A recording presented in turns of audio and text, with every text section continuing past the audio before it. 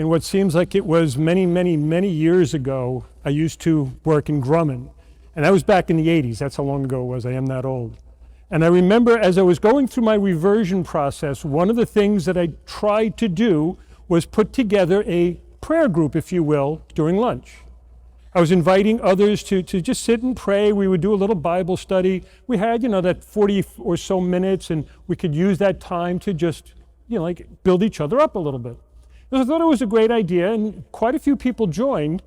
And there was the one person in the office who was the self-designated agnostic, but really wasn't much of an agnostic. He was more of a none, N-O-N-E. He was one of those people that really just didn't care, didn't really believe in anything. So I decided to invite him. I thought it would be a really good idea to say to him, why don't you just come and be part of it? You don't have to say anything. You can just, just be there with us. And he looked at me and he says, "You are so antiquated." Remember the word antiquated. I don't know why he picked that. You guys are so antiquated. Nobody needs that stuff anymore. And I looked at him kind of puzzled, and I said, "What do you mean that stuff?" "Oh, all that belief stuff. You don't need any of that stuff. Don't worry about it." And I said, "Well, I'm not really worried at all. I would like to pray with you. That's all I'm asking you to do. You're wasting your time. If God really did exist, he'd have let us know." And I just kind of giggled. How do you answer that? That's our world. That's our world. It's an amazing thing when you really do think about it. We've had several generations now of all of this seeing. I have to see it myself. I have to see with my own eyes. I have to be able to touch, like the St. Thomas kind of a thing. I have to be able to touch it, otherwise forget it. It's off the list. It's just a waste of our time. Now, mind you, this is also an era in which there have been, let's face it, some very, very huge leaps in scientific knowledge. And we have to acknowledge that good that comes out of that. But is it just that alone? And so as I envisioned some of these summer homilies, I started with, as you know, last week, or the last couple of weeks, we were doing the hearing part for us as believers to listen. And to be listening to the voice of God, hearing God who is still speaking to us in so many ways. But now, what about this half? What about this other part? Well, there's the seeing part of it. If we're listening, are we seeing? And so we have to kind of stick with this for a little bit, because I think we really truly do live in a generation in which seeing is believing. And if I don't see, I won't believe. And I'm sure you've got plenty of people in your life that are like that. Give me the proof. Let me see. Do it demonstrate to me. Show me. And even if you give them some of the great theological proofs we have of God's existence, the chip on their shoulder is just so big that no matter what you say, no matter what you do, it just will not resonate. It just will not click. And what I'm going to say is, for those of us who are sitting here, we need to start paying attention a little bit more to what's going on around us. I think we need to start to react a little bit more. So one of the first things that I'd like to point out is that this malaise, this spiritual malaise, has an impact on us. We're surrounded by it. We're in conversations a lot of times with people who just either half-heartedly believe or make themselves the self-proclaimed agnostic who really doesn't just believe in anything at all. True agnostic has some level of belief. And then stick with me, we should be the presence of God for them to see. Now, when I say that, I know very well I am a sinner. And so I do make mistakes, and people will pick up on that. And you are sinners too. I presume you recognize that too, right? You understand that that's why we need confession, and that's why I go to confession. But still, as a sacramental being walking the earth, you are the presence of God in the world to other sacramental beings who've fallen away from the faith. One of the things that has amazed me, especially like the last 20 or 30 years, although it started out slow, like I said, this guy that I used to work with, I think fit into that category. They say that the fastest growing group of religious people are the nuns. N-O-N-E-S. The nuns. Literally in 2007, there was about 16% in a survey. In 2021, it was up to 29%, practically doubling in less than 20 years. Now, I will be the first to say, the toughest person to talk faith with is the one who doesn't care. And that's one of the nuns. They just don't care. It's not important. You can't show me, I won't believe. Believing is seeing, and seeing is believing. And if you can't demonstrate for me, if you can't show me, well, then I won't believe. Now, today we celebrate the Transfiguration. This is kind of one of those things that interrupt the cycle of readings. We were really supposed to hear this weekend the feeding of the 5,000, which I would have thought is a lot easier for me to preach on. But we didn't. We get the Transfiguration, which means we jumped well into Matthew's Gospel 3 or 4 chapters ahead, because in Matthew's Gospel, this big event that we just read happens just before Jesus enters into Jerusalem. Now, mind you, these disciples that are walking with Jesus, particularly Peter, James, and John, not to mention all the other apostles, what have they seen 17 chapters into Matthew's Gospel?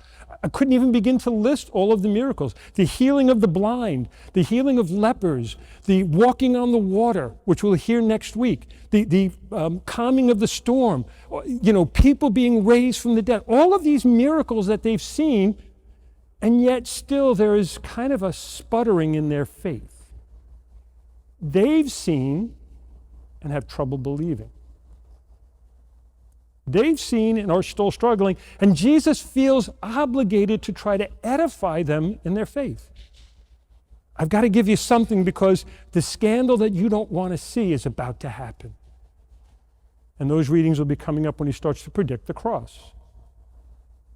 For you and for me, we could say, if only I could see Jesus transfigured before me. If only I could have a vision of the Blessed Mother.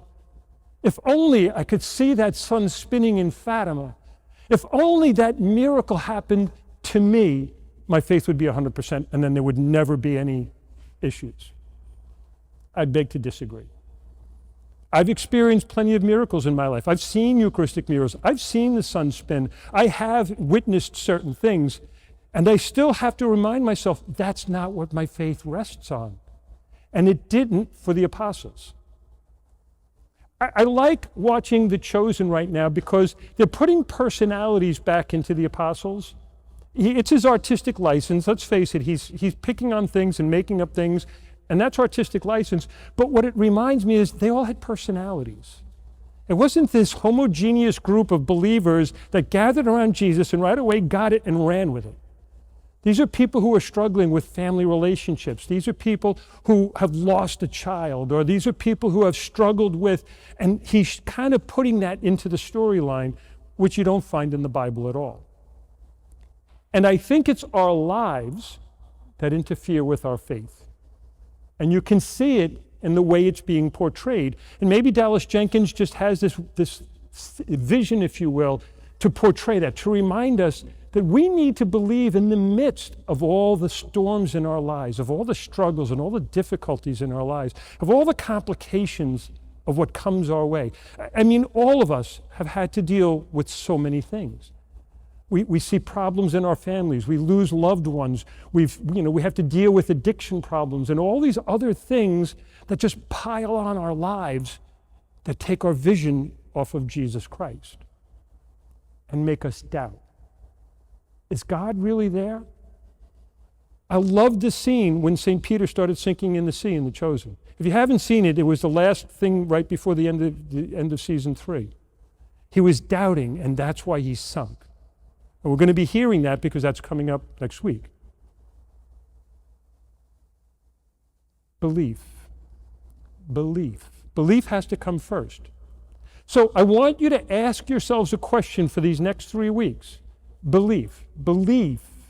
Do I need to see to believe? What do I need to see to believe? What in my life? It's interesting. In Matthew's Gospel now, a couple of times previous to this passage we read, there was a demand for a sign. All of these religious leaders are coming up to Jesus and saying, give us a sign. Nothing will be given you except the sign of Jonah. All right, he just fed 5,000 people. He's going to feed 4,000 people. That's not a sign for you? That's not good enough? Seeing does not always give way to believing. But here's the interesting thing. This transfiguration, if that had happened in front of the 5,000, if that had happened in front of the religious leaders, would they have believed?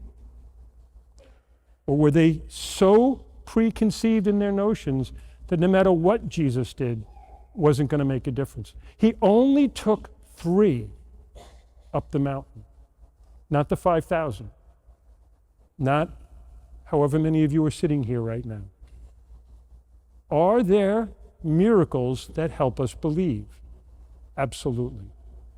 Absolutely. If you have not yet experienced a miracle, maybe work on your faith first, because the way I find in my life, it's that I believe that the miracles are then before my eyes. I see things in ways that I hadn't seen before. One of my professors in the seminary kept talking about the miracle that happened to St. Paul, getting knocked off his horse, which we don't even know if there was a horse, but that's beside the point. St. Paul, after his experience of Jesus, after his faith was bolstered, continued to look at the world through what she called Jesus-colored glasses. We all need to put on those Jesus-colored glasses, because when we believe, we will see. When we fail to believe, we will struggle to see what's right in front of us. And so for today, you're about to witness the miracle of the Eucharist.